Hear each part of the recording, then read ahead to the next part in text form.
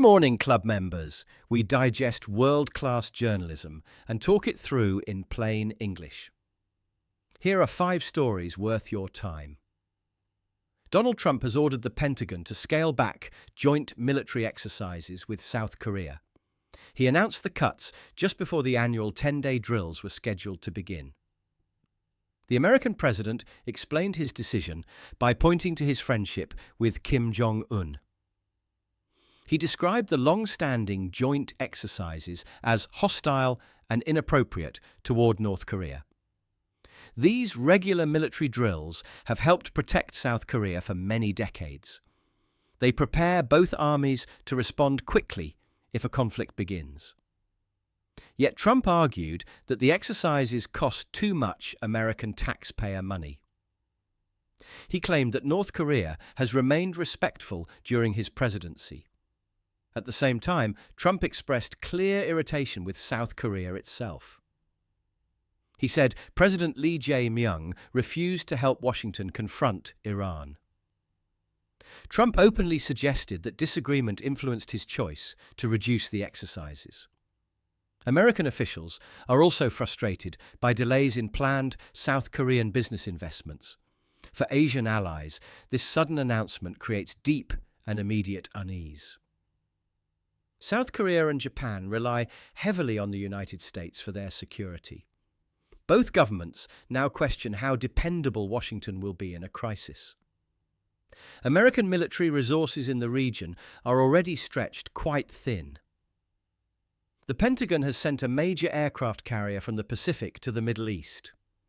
That departure leaves the Pacific waters without any active American carrier strike group. Weapons deliveries to regional allies face long delays because American stockpiles are low. Meanwhile, North Korea has refused all recent attempts to restart diplomatic talks. Trump made a similar move during his first term in 2018. He unexpectedly cancelled joint exercises right after meeting Kim in Singapore. That choice took his own military advisors completely by surprise. Today, reducing military preparedness without any clear promise from Pyongyang carries real risk. South Korea must now decide whether to spend more on its own military. Leaders in Seoul must also find fresh ways to manage an unpredictable White House. Washington has made the first concession without demanding anything in return. Everyone in the region is waiting to see how Pyongyang answers. For our second story today, we turn from military drills to artificial intelligence.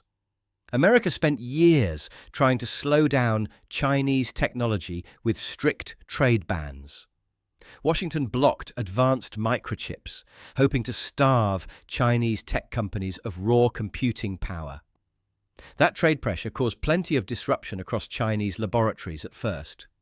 Yet the restrictions also forced Chinese engineers to find a very clever way forward. Instead of locking their best models behind expensive paywalls, they chose to share them. Chinese companies began releasing what computer scientists call open-weight systems. Anyone in the world can download these core programs for free and modify them. The original training data remains private, but the finished brain is completely accessible. Because these models are efficient, they run smoothly on cheaper, older computer chips.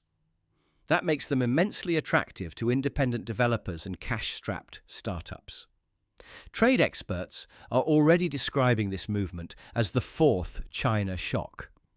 The first shock happened decades ago when cheap Chinese factories transformed global manufacturing. The second wave brought low-cost solar panels, green batteries, and electric cars. The third wave spread popular digital shopping apps and software across the globe. This fourth shock is different because China is not simply exporting finished physical products. Beijing is giving away the basic building blocks of tomorrow's digital economy. There is an economic reason at home for this generous strategy as well. Domestic demand in China remains sluggish, and building giant models costs huge sums. Chinese tech firms need global users who will build long-term tools on their software. By offering free, capable AI, Beijing wins friends across developing economies. Programmers in Asia, Africa, and Latin America are already adopting Chinese code bases. Over time, those countries will naturally absorb Chinese technical standards and governance principles.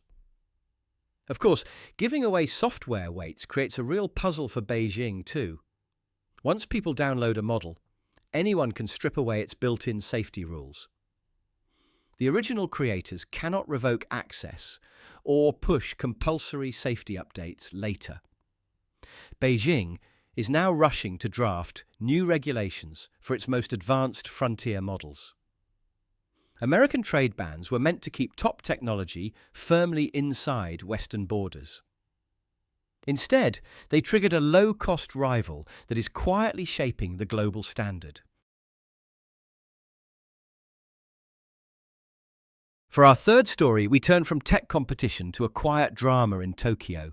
Japan is facing an unexpected financial headache with its government bonds. On Monday, the yield on 10-year Japanese bonds reached nearly 3%. That is the highest level Tokyo has seen since 1996. When bond yields rise this fast, it means investors are selling government debt. Borrowing money is suddenly becoming much more expensive for the Japanese state. Why are investors suddenly dumping these safe government bonds across the market? The biggest reason is the stubbornly weak Japanese yen. Over the past few weeks, the currency has slid back down against the dollar. $1 now buys roughly 159 yen. A weak currency makes imported food and overseas energy much more expensive. Oil prices are also high right now because of the war in Iran. These rising costs are pushing Japanese consumer prices higher every single month. Because of this inflation, investors expect the central bank to act very soon. Most traders believe policymakers will raise interest rates again this September. Many even bet the bank will lift rates to 1.25%. Normally, a central bank raises rates when an economy is booming. Higher borrowing costs help cool down rapid growth and settle prices. Here is where the situation becomes tricky for Japanese officials. Japan's economy is not booming at all right now. Fresh numbers show the economy grew just 1.1% last quarter. That was barely half the growth rate economists were expecting to see. Ordinary families are spending less and businesses are cutting back on investments. If the central bank raises rates into a weak economy, growth could stall completely. There is also a serious budget problem for the government itself. Japan carries a very heavy pile of public debt. The national budget was planned around interest rates staying below 3%. Crossing that line means the state must spend vastly more on interest payments. So Tokyo now sits in a rather uncomfortable trap. If policymakers keep interest rates low, the yen falls and inflation bites households. If they raise rates to defend the currency, they risk crushing domestic growth. Central bankers will have to make that difficult choice when they meet next month. For our fourth story, we move from Japanese bond markets to the sweltering streets of India. Summer nights in Indian cities are becoming dangerously hot. Nighttime temperatures across the country now regularly touch 30 degrees Celsius. In fact, night heat has been rising about twice as fast as daytime heat. Cities feel like huge thermal ovens after dark. Tall concrete buildings trap hot air, while roads release the heat absorbed all day. At the same time, thousands of air conditioning outdoor units pump hot air into the streets. Because of these stifling conditions, millions of families are rushing to buy cooling units. One major appliance company recently sold 1 million units in just 3 months. For ordinary working families, an air conditioner is no longer an expensive luxury. It has quickly become an absolute necessity for sleep and work. This sudden surge in cooling has created a serious challenge for the electric grid. Peak electricity demand during the night has jumped by roughly 40% since 2019. Home air conditioning alone now makes up about 1/3 of that evening demand. During the daytime, India actually handles this heat quite well. The country has invested heavily in solar farms over the past decade. It now operates the third largest solar capacity on the planet. When the afternoon sun blazes down, solar panels easily run fans and air conditioners. The real trouble begins the moment the sun slips below the horizon. Solar output suddenly plunges to zero, just as everyone turns on their cooling at home. India simply does not have enough giant battery systems to store that daytime solar power. Other clean sources, such as hydropower and nuclear stations, cannot cover the gap. So, what keeps the lights and fans running through the night? The answer is heavy reliance on coal power. During recent summer months, coal supplied nearly 80% of night electricity. Engineers even run coal plants at low levels during sunny afternoons. This keeps the boilers warm so they can ramp up quickly at sunset. This dynamic puts the country in a difficult position. India has ambitious clean energy targets and wants to cut carbon emissions. Yet to prevent widespread blackouts during blistering nights, it is building new coal stations. Until massive battery storage becomes affordable, staying cool after dark will still mean burning coal. For our final story today, we head to southern Europe. Portugal and Spain are facing severe housing shortages.